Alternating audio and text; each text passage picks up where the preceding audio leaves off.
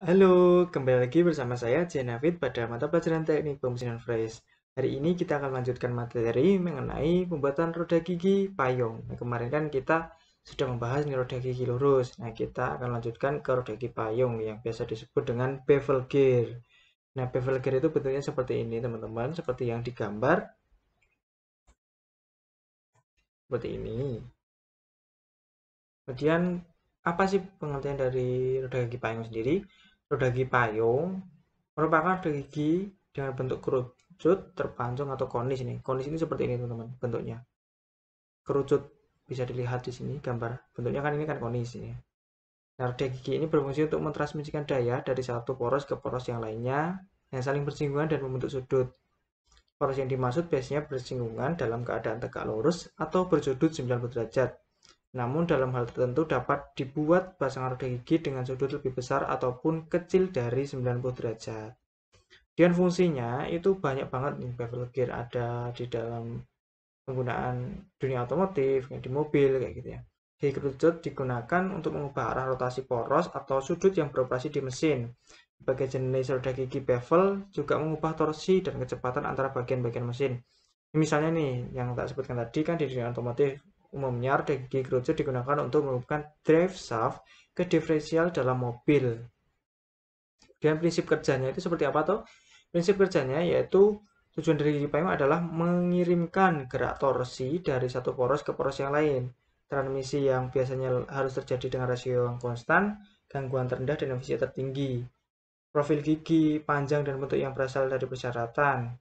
Ketika poros dua harus mengirimkan gerak dan torsi dari satu poros ke poros yang lain, namun terjadi perbedaan sudut pada tiga poros. Maka untuk mengirimkan gerak torsi itu dapat digunakan gigi kerucut. Prinsip dari gigi kerucut sama dengan gigi biasa yaitu berdasarkan pasangan gerak. Dan ini spesifik dari roda gigi payung atau roda gigi kerucut. Nah, ini seperti ini ya teman-teman. Banyak simbolnya yaitu ada R yang melambangkan radiusnya, kemudian B yaitu lebar giginya, kemudian DA1 adalah adendum, diameter adendumnya. Nanti ini sangat diperlukan ketika teman-teman membuat atau praktek pembuatan roda gigi payung di bengkel menggunakan mesin freeze. Kemudian roda gigi payung terdapat berbagai jenis. Yang pertama adalah roda gigi payung yang lurus atau bisa disebut bevel gear. Roda gigi ini berbentuk seperti payung atau kerucut. Fungsinya untuk mentransmisikan putaran atau gaya antara dua poros yang berpotongan pada satu titik. Roda gigi payung ini memiliki pitch berbentuk kerucut sehingga pemetaan giginya dilakukan sepanjang putaran kerucut. Dan yang kedua adalah roda gigi payung spiral atau spiral bevel gear. Roda gigi payung memiliki profil gigi dengan jalur kurva. Ini ya, sebetulnya kurva ini seperti di gambar. Beda kan sama yang tadi yang bevel gear yang lurus. Nah, untuk roda gigi payung ini lebih efisien, kuat, getarannya lebih rendah dan kebisingannya juga rendah. Namun pembuatannya ini cukup rumit ya teman-teman untuk jenis roda gigi payung ini karena bentuk giginya yang melengkung ini yang jalurnya kurva. Dan yang kedua adalah roda gigi payung hipoid, yaitu roda gigi payung dengan roda gigi spiral, namun kedua aksialnya tidak berpotongan. Roda gigi ini memiliki gigi melengkung dengan sudut yang memungkinkan kontak gigi menjadi halus. Hal ini membuat suaranya tidak bising ya teman-teman. Ya ini kan tidak berpotongan, jadi bisa dilihat di gambar. Jadi yang keempat adalah roda gigi payung mitre atau mitre gear. Roda gigi payung yang memiliki pasangan dengan rasio 1. Artinya roda gigi tersebut memiliki ron yang sama persis. Nah, ukurannya itu kan sama antara yang roda gigi A sama roda gigi payung yang B. Dia digunakan untuk mengubah transmisi tanpa mengubah kecepatan. Profil giginya dapat dibuat lurus maupun helix. Nah, ini bisa dibuat lurus ataupun helix yang tadi. Kemudian umumnya posisi poros untuk kedua roda gigi mitre memiliki sudut 90 derajat. Namun ada yang membentuk sudut lainnya yang disebut dengan mitra sudut. Dan yang terakhir adalah roda gigi payung mahkota atau crown gear. Nah, roda gigi mahkota ini merupakan roda gigi bevel yang berbentuk profil giginya sejajar dan tidak bersudut terhadap aksis. Bentuk roda giginya menyerupai mahkota. Hanya dapat dipasangkan secara akurat dengan roda gigi lurus atau roda gigi bevel. Nah, dalam roda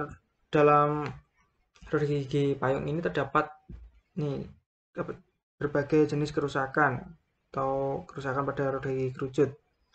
Yang pertama itu yang disebabkan oleh kesalahan kontak gigi. Kesalahan kontak gigi disebabkan yang pertama adanya kesalahan jarak pemasangan. Ketika jarak pemasangan di pinion tidak benar, kontak akan terlalu tinggi di sisi pada satu gigi dan terlalu rendah di sisi lain. Dan yang kedua adalah kesalahan offset, yaitu ketika poros pinion offset, permukaan kontak dekat ujung satu dan dekat dengan tumit yang lain. Yang ketiga adalah kesalahan sudut poros. Ketika ada kesalahan sudut poros, gigi akan kontak pada jari-jari kaki atau tumit, tergantung pada apakah sudut lebih besar atau kurang dari 90 derajat. Kemudian jenis-jenis kerusakan pada gigi kerucut itu ada berbagai jenis. Nah, ini menurut JGMA 7001 strip 01 tahun 1990. Nah, yang pertama itu kerusakan pada permukaan gigi yang disebabkan adanya kausan abrasi, yaitu terkelupasnya permukaan gigi secara bertahap dari berbagai penyebab. Kemudian kausan normal itu tidak benar-benar diidentifikasi sebagai kerusakan. Setelah penggunaan awal, penyimpangan dari permukaan gigi dijaga dalam keseimbangan yang baik. Kemudian kausan medium yaitu kausan pada permukaan gigi dapat diidentifikasi dengan memeriksa kontak gigi. Kemudian kedua adalah keretakan. Itu ada dua jenis retakan, satu terjadi dalam proses produksi dan yang lainnya terjadi pada saat operasi. Kemudian yang ketiga adalah adanya patah, yaitu patah karena overload. Yang pertama yaitu disebabkan ketika beban berat tak terduga yang diberikan pada gigi. Kemudian pemotongan gigi, kondisi gigi dipotong dari roda gigi terjadi oleh beban yang berlebihan pada satu waktu. Selain itu, kerusakan disebabkan karena adanya panas berlebihan. Panas berlebihan ini sendiri disebabkan karena putaran dan beban yang berlebihan. Kemudian pelumas yang terkontaminasi, kesalahan pengukuran ketinggian pelumas, dan kerusakan pada bantalan. Namun untuk mengatasi permasalahan ini ada solusinya, yaitu dengan cara mengganti pelumas sintetik, kemudian ganti pelumas baru dari pelumas yang terkontaminasi tersebut, kemudian cek ketinggian oli dengan benar, jangan sampai terjadi kesalahan pengukuran ketinggian pelumas.